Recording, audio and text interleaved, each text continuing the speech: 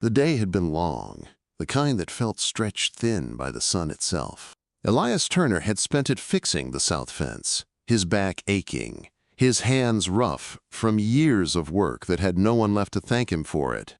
The windmill groaned behind the barn, creaking like an old man's bones, pumping up what little water the dry earth would still give. Beyond the hills, the world fell silent except for the hum of locusts and the distant cry of a hawk. He wiped the sweat from his neck with the edge of his sleeve and looked out over the ranch. The grass had yellowed early that summer, and the soil below it was cracked like dry paint. The house stood alone, a small wooden shape against miles of dust and sky. For a moment he imagined he could see his boy running across that field again, chasing a blue kite that never came back down. But the field was empty, and the kite had been gone for 13 years. Elias gathered his tools. His shoulders stooped under both the weight of the day and the memories that clung to him.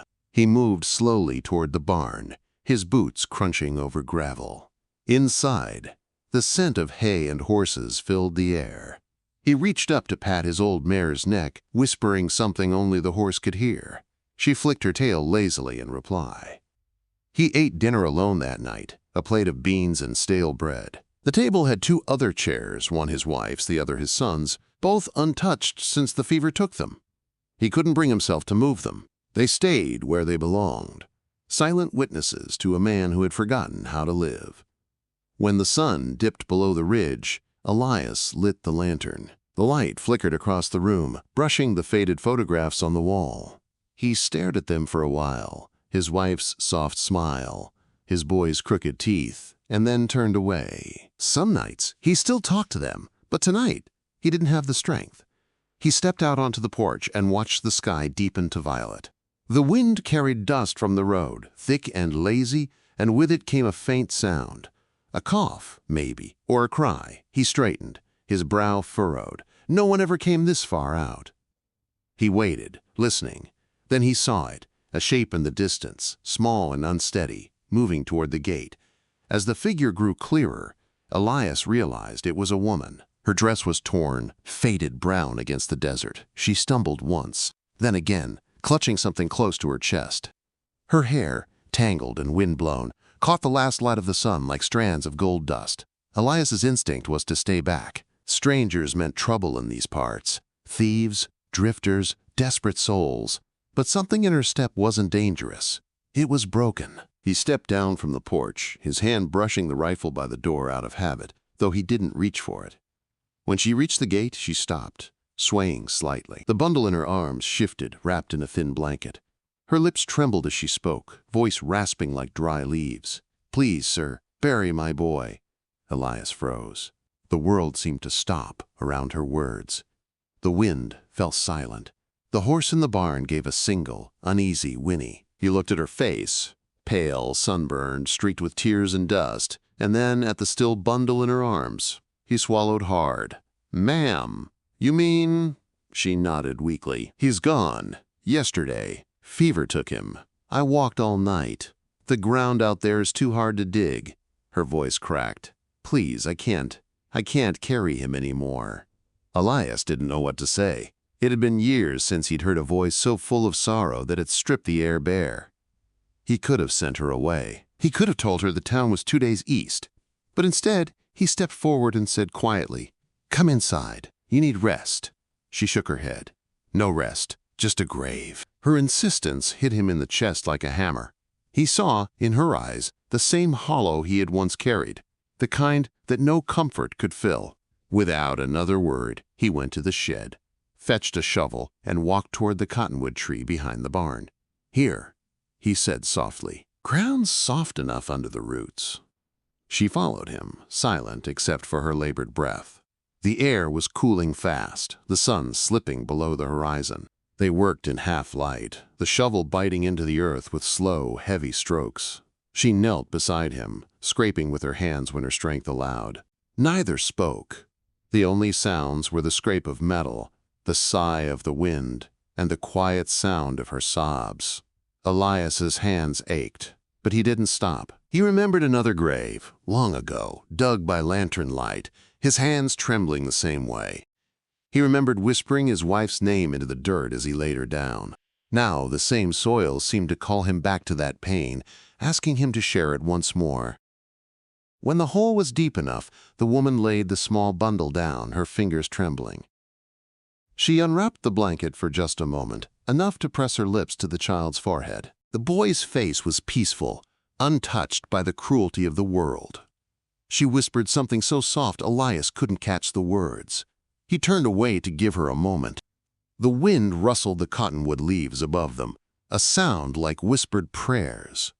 When she finally nodded, he filled the grave, slow and careful, until the earth was smooth again. The last of the light had faded by the time they finished. Elias planted the shovel in the dirt, his chest heaving. The woman stayed kneeling, her hands resting over the fresh mound. "What's his name?" Elias asked quietly. "Samuel," she said. "He was 4. The name lingered in the air, fragile as the stars beginning to appear. Elias bowed his head, muttering a few words of prayer he barely remembered. When he looked up, tears were sliding down her cheeks, glinting in the starlight. He offered his hand to help her stand. She took it, her palm cold, her grip weak. "You'll stay the night," he said. It wasn't a question. She opened her mouth to protest, but her knees gave out beneath her. Elias caught her before she fell, the weight of her exhaustion heavy in his arms. For a moment he stood there, unsure what to do. It had been so long since he'd held another person. He carried her to the porch, the lantern light flickering across her face. Dirt-streaked, but still young, maybe not yet 30. He opened the door with his shoulder, laid her gently on the couch by the fire, and covered her with an old quilt. The silence of the house felt different now, less hollow, more like it was holding its breath. Elias sat nearby, staring into the flames. Every few minutes he looked back at her, making sure she was still breathing. Outside, the cottonwood tree swayed, its leaves whispering secrets to the night. Beneath it, a fresh grave rested under the stars, the earth still warm from their hands. Elias leaned forward, elbows on his knees, and whispered softly to the fire, "Rest easy, little one." Then he looked toward the sleeping woman, her face turned toward the light, her hand still half curled, as if holding something that wasn't there anymore.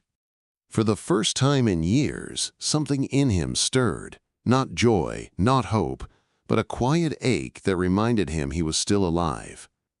He sat there until the fire burned low, until the moon climbed high above the hills, until the wind grew still. When sleep finally took him, it was beside a stranger who had brought both sorrow and the faintest flicker of something he thought he'd buried long ago. And outside, under the silver sky, the cottonwood tree whispered softly in the wind, as if keeping watch over them both. When Elias woke, the morning light was pale and quiet, spilling across the floorboards like thin silk. The fire had long since died out, leaving behind only the faint scent of smoke. For a moment he didn't remember why he was sleeping in the chair, or why there was a second blanket folded on the armrest. Then he turned his head and saw her, the stranger, curled beneath the quilt, her chest rising and falling with shallow breaths. Her face looked softer now, no longer drawn with fear and exhaustion. In sleep she looked younger, almost peaceful, though faint traces of tears had left pale streaks on her cheeks. The sight tugged at something deep inside him. He had seen too many graves and too few survivors. He moved quietly, not wanting to wake her. The kettle hissed faintly on the stove as he poured water and stirred in the last of the coffee grounds. The smell filled the cabin, bitter but warm. He sat back down and stared out the window toward the cottonwood tree. Beneath its branches, the earth was darker now, pressed flat by their work. A single crow perched on the fence post nearby, head tilted, watching. Elias tossed a pebble at it and muttered, "Go on, leave them be." The sound of movement behind him made him turn. She had stirred, sitting up slowly, clutching the quilt around her shoulders. Her eyes found him, startled at first, then wary, as though she'd woken into another dream. "You're safe," he said softly. "You fainted last night." She blinked, confused, then nodded. "I remember the grave?" Elias set a mug on the table. Drink! You need it!" Her hands trembled as she took it, but the heat steadied her. Steam rose between them. For a long while they didn't speak. He watched her sip, each motion small, deliberate, like someone relearning how to live. Finally, she whispered, "I didn't mean to trouble you, sir. I'll be on my way soon." Elias frowned. "You won't make it far. You're weak, and there's nothing for miles." "I can't stay," she murmured. "People talk. A woman alone. It's not right." He almost smiled, a tired, broken kind of smile. "Ain't no one here to talk. Been years since anyone came down that road." She looked down into the coffee, her reflection rippling with every breath. "Then maybe that's worse." He didn't answer. Instead, he stood and stepped outside. The air was cool, the sun still low. He could feel her eyes following him through the open doorway as he crossed to the barn.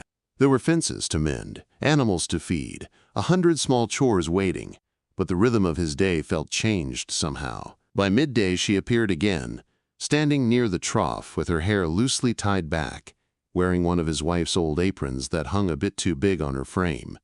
She'd cleaned her face and braided her hair. There was color in her cheeks now. "You shouldn't be up," he said. "I can work," she replied softly. "It helps me think." Elias handed her a small bucket. "Then fetch water from the well. Slow, mind you. Don't strain yourself." She nodded, and he watched her walk away, the skirt of her dress brushing the dry grass. He caught himself noticing the way the wind lifted a strand of her hair, the way she steadied the bucket with both hands as though every motion carried meaning. They didn't speak much that day, but she kept busy, sweeping dust from the porch, washing dishes, humming under her breath. Her voice was faint, almost unsure of itself, yet sweet enough to make the air seem lighter. That night, after supper, she sat near the fire again. Elias fixed the latch on the door, pretending not to notice her watching him. The flicker of the flame painted her face in soft gold. "I didn't thank you," she said quietly. He glanced up. "For what?" "For burying Samuel." Her voice broke slightly on the name. "You didn't have to. No one else would have." Elias set the hammer down. "No one should have to beg for a place to bury their child."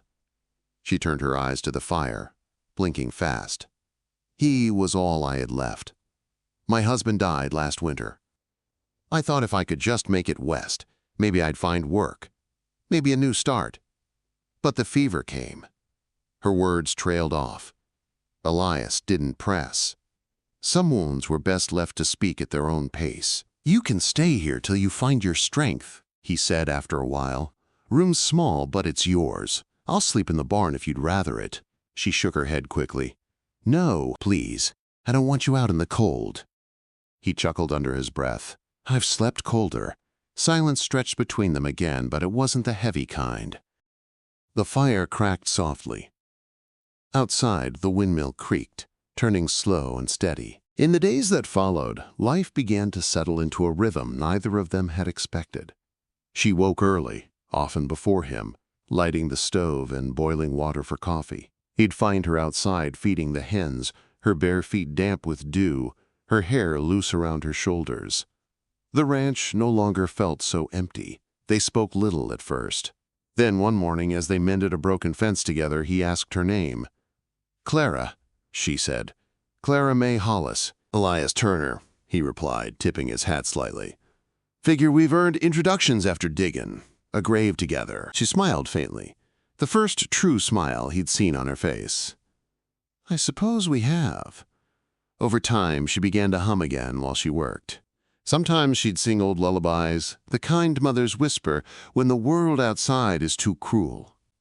Elias never said it aloud, but he found himself lingering nearby just to hear her voice. It reminded him of something long forgotten, hope maybe, or peace. One afternoon clouds gathered over the plains, and rain finally broke the dry spell. They ran for cover under the barn awning, laughing as the sky opened up. She turned her face to the rain, eyes closed, letting it soak her hair. "Feels like it's washing everything away," she said, almost to herself. Elias watched her for a moment, then nodded. Some things the rain can't touch. When the storm passed, she lit a lantern in the kitchen and made stew from what little they had left. They ate quietly, the warmth of the fire wrapping around them both. Later, as she washed the dishes, she asked, "Do you ever get lonely out here?" He hesitated. "Used to, not much anymore." She glanced over her shoulder. "Why not?" He met her gaze, steady but gentle. "Because it's not so quiet these days." Her eyes softened. She looked back to the dishwater, but the small curve of her lips betrayed a shy smile. That night, Elias couldn't sleep. The sound of her moving quietly in the other room, the faint rhythm of her breathing, it filled the house with something he hadn't felt in years. He sat by the window, staring at the stars, his thoughts heavy but alive. The next morning, he found her kneeling by the cottonwood tree, tending to the grave. She'd placed a few wildflowers in a small tin cup beside it. Her hands brushed the dirt as she whispered a prayer. He watched from a distance, the wind tugging gently at his shirt. Something in his chest ached, not just for her loss, but for his own, and for the strange comfort they now shared. When she finally stood and turned, she found him there. For a heartbeat, neither spoke. Then she said softly, "He's not alone anymore." Elias swallowed hard, his voice low. "Neither are you." They stood together in silence as the breeze stirred the leaves above them, carrying away the scent of earth and wildflowers. That evening, as dusk fell, Elias sat on the porch with his pipe unlit. Clara joined him, wrapping a shawl around her shoulders. The horizon glowed red, fading to violet. "Do you ever think they watch us?" she asked quietly. He looked at her. "Who?" "The ones we've lost." He thought for a long moment before answering. "Maybe they do. Maybe they send us what we need when we're too stubborn to ask for it." Clara smiled faintly, eyes glistening in the fading light. "Then maybe they sent me here." Elias felt the air catch in his chest. The windmill turned once, slow and deliberate, as if the world itself was listening. He didn't answer, but his hand brushed against hers where they rested on the porch rail. She didn't pull away. The night came softly after that, full of the sound of crickets and the far-off call of a coyote. Inside, the house glowed with a single lamp, and two shadows moved slowly across its walls. No longer one man's loneliness, but two lives learning how to breathe again.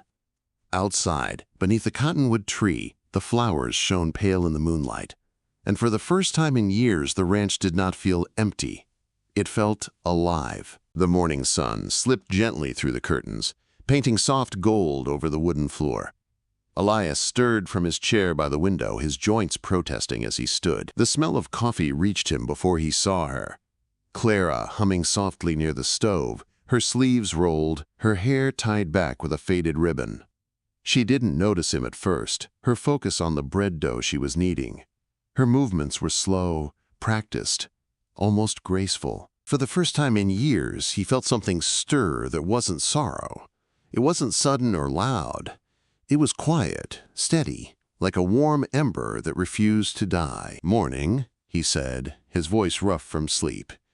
Clara turned with a smile that caught him off guard. "Morning, Mr. Turner. I told you, Elias is fine."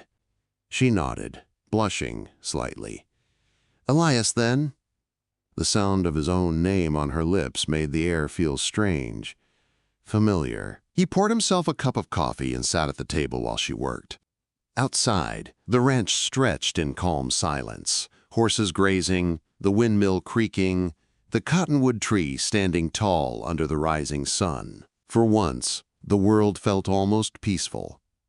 After breakfast, they rode into town together. The wagon wheels turned slow along the dirt road, the smell of dust rising with each bump. Clara sat beside him, her hands folded in her lap. She wore a plain blue dress, one of his late wife's old ones she had mended to fit her frame. It looked right on her. The color matched the sky. They didn't talk much, but it wasn't awkward. The silence between them had changed. It wasn't empty anymore. It was comfortable. Every so often she'd glance toward him, and he'd catch her eyes before she looked away, a shy smile tugging at the corners of her mouth.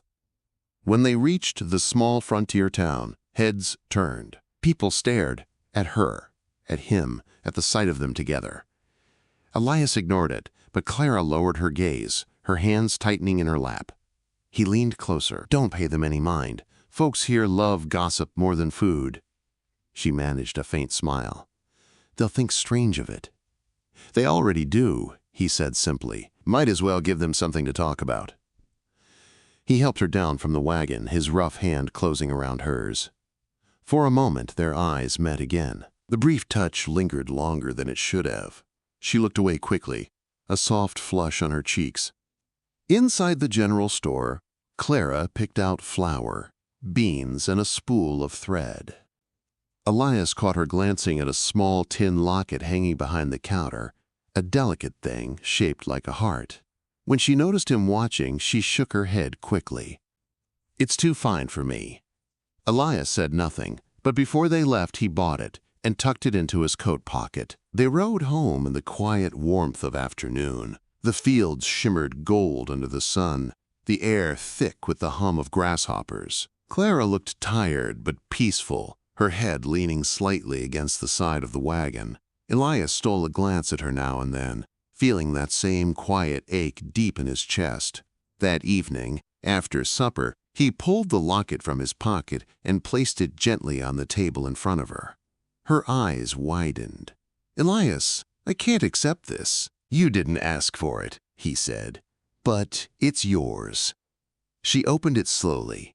Inside, he'd slipped a tiny pressed wildflower, the same kind she'd planted by her son's grave. Her eyes shimmered, and for a moment she couldn't speak. "It's beautiful," she whispered. He gave a small nod, his throat tight. "Figured you might want something to carry him with you, wherever you go." Clara closed the locket in her palm, holding it close to her heart. "Thank you. No one's ever been that kind to me." Elias stood, restless, not sure what to do with his hands. "Ain't kindness just what's right?" But he knew it was more than that. He turned toward the window, watching the horizon fade into dusk. Behind him, Clara's soft voice broke the silence again. "Elias?" He turned. "Do you ever feel like maybe the people we lose send others to find us?" He thought of his wife, of his son, of the years he'd spent talking to empty walls and ghosts. His voice was low when he answered, "Maybe they do." She smiled faintly. "Then maybe Samuel led me here." Elias looked at her, the firelight dancing in her eyes, and felt something break open inside him. He didn't speak. He couldn't. But in that moment, something unspoken passed between them. Something fragile and real. Days slipped into weeks, and their quiet companionship deepened. They worked side by side, mending fences, gathering firewood, tending to the horses. Sometimes they shared stories at night by the fire, about her childhood near the river, about his days driving cattle across the plains. There was laughter now, real laughter, echoing softly through the cabin. One night, a storm rolled in from the west. The wind howled through the hills, shaking the shutters. The horses kicked in their stalls. Clara and Elias rushed to the barn, rain soaking their clothes before they reached cover. Inside, the thunder roared above them, loud enough to rattle the rafters. Clara flinched at the sound. Elias laid a hand on her shoulder, steadying her. "It'll pass," he said. But she was shaking, not from the cold, but from something deeper. "Storms like this took our wagon the night my husband died," she whispered. The water rose fast. "I thought we'd drown." Elias felt her tremble beneath his touch. Without thinking, he pulled her close, wrapping his arms around her. "You're safe here," he said softly. "You hear me? You're safe." She pressed her face against his chest, her tears warmed through the fabric of his shirt. The smell of rain and earth filled the air. His heart thudded heavy, steady, as if reminding him it still knew how to feel. When the thunder softened and the wind grew tired, they stayed there a while longer. Clara lifted her head, her eyes meeting his. For a moment, neither moved. The lantern light flickered across her face, catching the glint of the locket at her throat. "Elias," she breathed, barely a whisper. He brushed a wet strand of hair from her face, his rough fingers gentle against her skin. "You should get warm," he said, though his voice trembled. She nodded, but her gaze lingered on his for a moment longer before she stepped back. They walked together through the rain, silent except for the rhythm of their footsteps. That night, neither of them slept much. Clara lay awake, listening to the rain, one hand over the locket, her heart beating fast. In the next room, Elias sat by the dying fire, staring into the embers. He didn't know what name to give the feeling that had taken root inside him.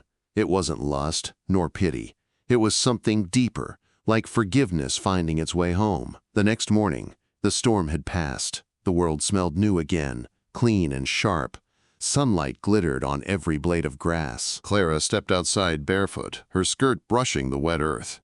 Elias followed her out to the cottonwood tree. The graves looked peaceful now, the soil dark and smooth, wildflowers trembling in the breeze. Clara knelt, brushing her fingers over the petals. "I think he'd like it here," she said softly. "It's quiet, gentle." Elias nodded. "This land's got room for peace, if you let it." She turned toward him, her eyes full of something he couldn't quite name. Gratitude, maybe, or something close to love. "You gave me a place to rest, Elias. I'll never forget that." He shook his head. "You gave this place life again, Clara. You gave me something I thought I'd lost." She smiled, tears shining in the corners of her eyes. The wind stirred between them, carrying the scent of wet earth and blooming grass. Elias reached out, hesitated, then took her hand. Her fingers curled into his without a word. They stood there together under the cottonwood tree as the morning sun broke through the clouds. In that quiet moment, the world seemed to hold its breath. Two souls, once broken, now learning how to mend together. Inside the cabin, the fire crackled softly, waiting to welcome them home.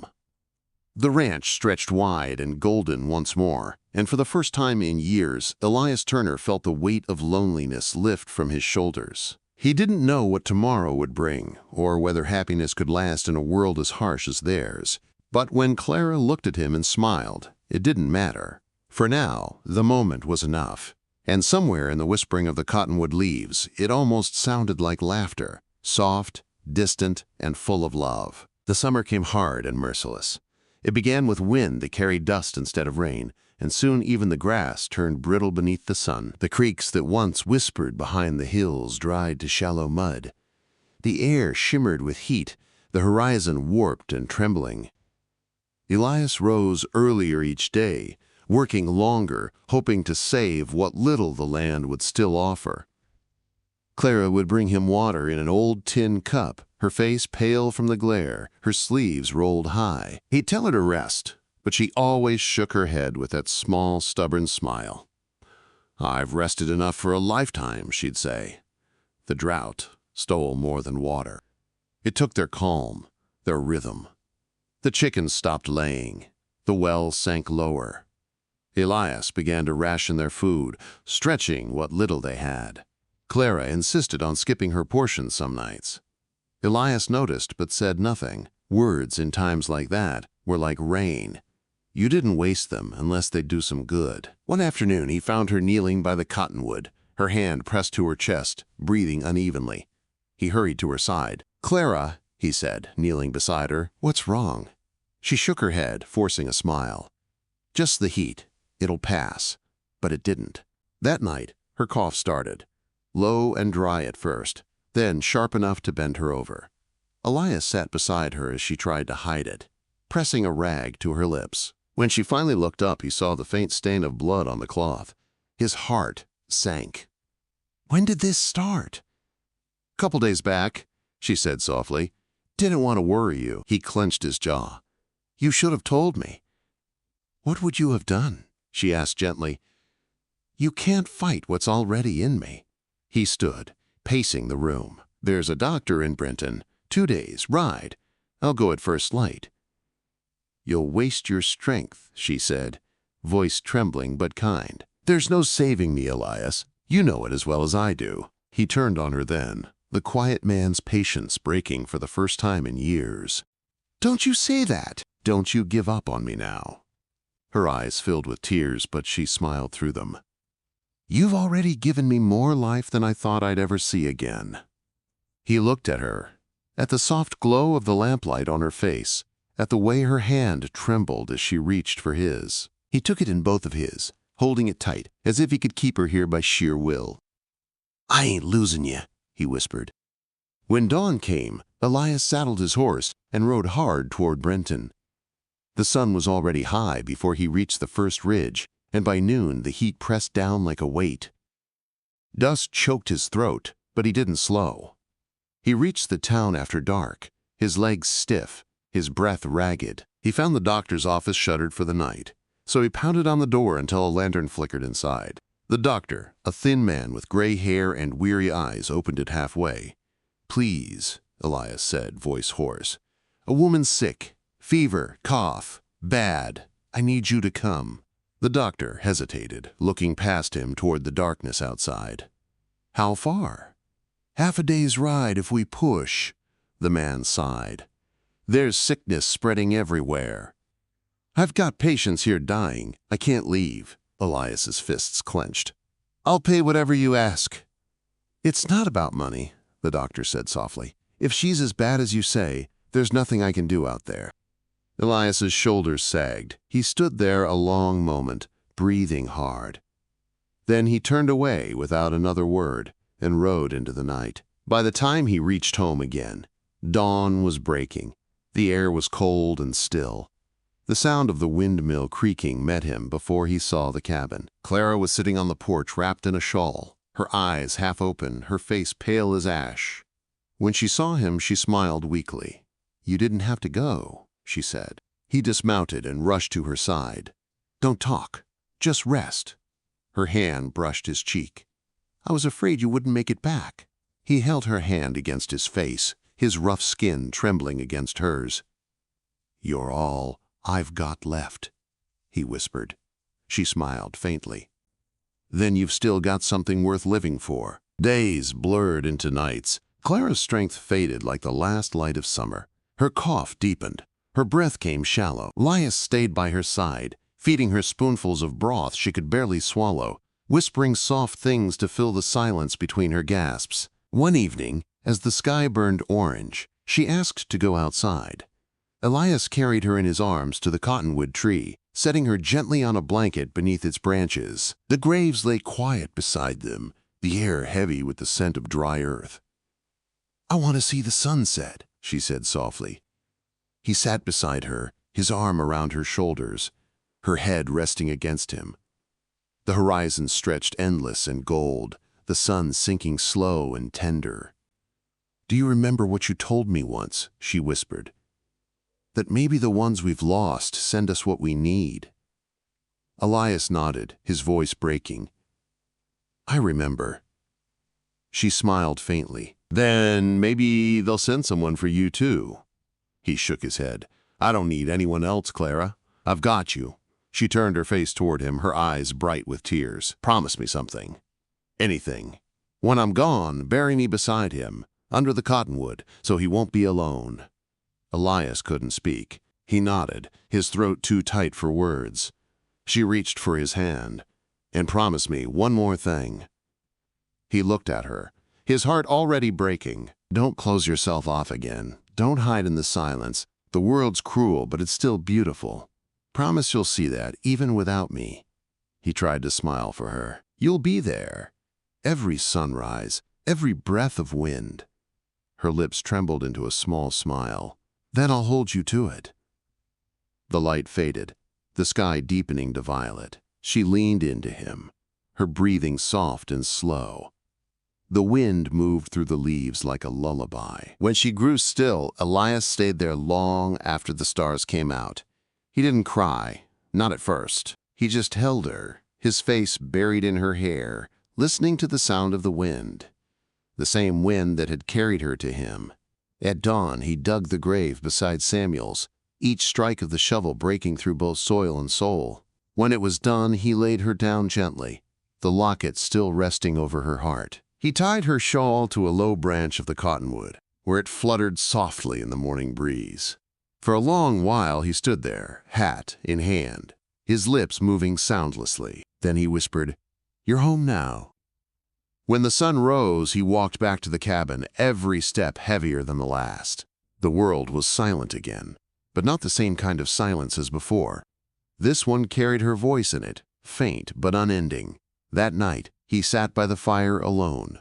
Her cup still sat on the table. Her shawl was gone from the hook. Every inch of the house carried her memory. He stared at the flames until his eyes burned, and when he finally spoke, it was not to the empty room, but to the air itself. "You gave me back my heart, Clara," he said softly. "And now you've taken it with you." Outside, the wind brushed through the cottonwood leaves, whispering like her voice, gentle, loving, endless. Elias closed his eyes and listened until dawn, and though the bed beside him stayed empty, the house no longer felt deserted. It felt like love had once lived there, and perhaps still did, somewhere between the walls, the wind, and the stars. The days after Clara's passing blurred together like a watercolor left out in the rain. The ranch stood still, caught between the weight of grief and the whisper of peace. Elias moved through the motions of each day, feeding the horse, tending the fire, checking the fences. But he did it like a man walking through a dream. His body worked, but his spirit wandered somewhere far away, lingering beneath the cottonwood tree. Every morning, before the sun rose, he would go there. He'd stand by the two graves, his hat in hand, speaking softly to the wind. Sometimes he told them about the weather, or the work he still had to do. Sometimes he just stood in silence, listening to the rustle of the leaves above. The shawl he'd tied there fluttered gently in the breeze. It had faded in color, but not in meaning. Each time it moved, it reminded him of her laughter, the way her voice trembled between sorrow and hope. Weeks passed. The grass began to grow again after the rain returned. The land softened, the earth breathing once more. Wildflowers spread along the ridge near the graves, bright splashes of yellow and white against the green. Elias didn't remember planting them. He liked to believe the land had done it on its own. He still slept in the chair most nights, never the bed.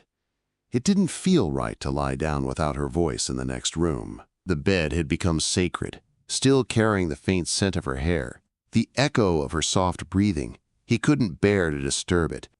Some evenings, when the sky burned orange and pink, he'd sit on the porch and watch the horizon. The air was quieter now, but not empty. The silence carried memory. He'd catch the soft hum of a lullaby, faint as a ghost, carried from the cottonwood tree on the wind. Sometimes he'd hum along without realizing it, his voice low and cracked, joining hers in that endless song between earth and sky. One morning, Elias saddled his horse and rode into town. The people watched him as he passed, whispering. Some said the old rancher had lost his mind, talking to the dead out in the hills. Others said he'd simply found peace, the kind that comes only after a man's heart has been broken open and healed by something greater than himself. At the general store, he sold a few pelts and bought 2 simple wooden crosses. The shopkeeper didn't ask questions. When Elias left, he rode back slowly, the wind tugging at his coat, the horizon shimmering like heat haze. When he reached the ranch, he took the crosses to the cottonwood. He placed one at each grave. One marked Samuel Hollis, carved in his careful hand, and the other Clara May Turner. He added his name to hers without thinking. It felt right. He stepped back, looking at the names side by side, and felt something settle deep in his chest, a quietness that wasn't sorrow anymore. It was love, still breathing. That night, he sat by the fire with the locket she'd worn. He turned it in his hands, the metal warm from his touch. Inside, the little wildflower had dried to dust, but the shape of it remained. He closed his eyes, remembering the way her voice sounded when she said his name.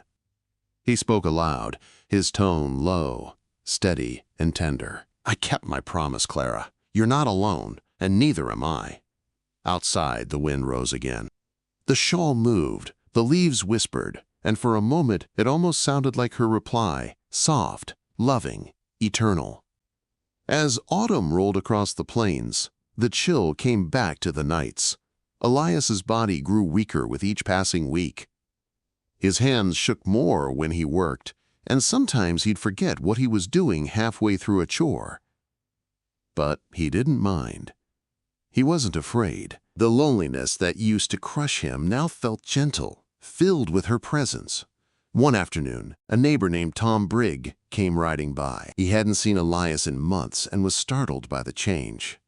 The old man looked thinner, paler, but his eyes were calm, distant in a way that made Tom uneasy. "You holding up all right, Elias?" Tom asked, dismounting. Elias gave a faint smile. "Better than I deserve." Tom glanced toward the cottonwood. "Heard you lost her." "I'm sorry, friend," Elias nodded. "She ain't lost. She's right where she ought to be." Tom didn't know what to say. He offered to help around the ranch, but Elias refused kindly. "Ain't much left to fix. That matters now." When Tom left, Elias watched him disappear into the hills. The sun dipped low, painting long shadows across the graves. He sat down beneath the tree, his back resting against the trunk, and closed his eyes. That night, the sky bloomed with stars. The moon was bright, the air cool. Elias sat for hours talking to Clara and Samuel, telling them stories from his youth about the horse he'd once tamed, about the time his boy caught a trout with his bare hands. He laughed softly to himself, the sound carrying out into the empty fields. "You were right," he said finally. "The world's still beautiful." The wind stirred again, wrapping around him like a gentle hand. His eyes grew heavy. He leaned his head against the bark and let the sound of the leaves lull him to sleep. When morning came, the ranch was silent. The shawls swayed in the breeze, the crosses standing side by side beneath the wide blue sky. Elias sat beneath them, his face turned toward the rising sun, his hands folded peacefully in his lap. Tom Brigg found him that way later that day. He didn't disturb the stillness. He just stood there for a long moment, hat pressed against his chest, before riding back to town. The next day, the neighbors came together to bury him beside Clara and Samuel. The 3 graves lay in a row, shaded by the cottonwood. The wind moved through the branches soft and slow, like the sigh of the earth itself. When the work was done, one of the men looked out across the land and said quietly, "Ain't much left of the old Turner Ranch now, but I reckon that's the most peaceful place a man could rest." Years passed, and the land changed hands. The fences fell, the barn collapsed, the house turned to bones of wood and dust. But the cottonwood tree stood tall, its roots deep in the earth where love had once taken hold. Travelers passing by sometimes said they heard voices when the wind blew just right, a man's low hum and a woman's soft laughter mingling together with the rustle of the leaves. No one knew their names anymore, but the locals called it the singing tree. They said if you stood beneath its branches at dusk, you'd hear a lullaby carried on the wind, an old melody about love, loss, and coming home. And on quiet nights when the stars stretched endless over the plains, it almost felt as if the world itself remembered them. 2 souls who found each other when they had nothing left, 2 hearts that turned sorrow into grace. And under that endless western sky, love still lingered, eternal, tender, unbroken. In the vast silence of the frontier, where the wind carries echoes of hearts long gone, love proved stronger than time itself. Elias and Clara may have left this world, but their souls linger beneath the cottonwood tree, reminding us that even in loss, love never truly dies. Some say when the prairie wind sings, it's their voices, 2 hearts still whispering promises the earth will never forget. If this story touched your heart, don't let their song fade away. Subscribe now to Wild West Love Chronicles, where every tale brings the untamed beauty of the West to life through love, loss, and the timeless spirit of the human heart. Turn on notifications and join us again for the next journey, because out here, every sunset has a story waiting to be told.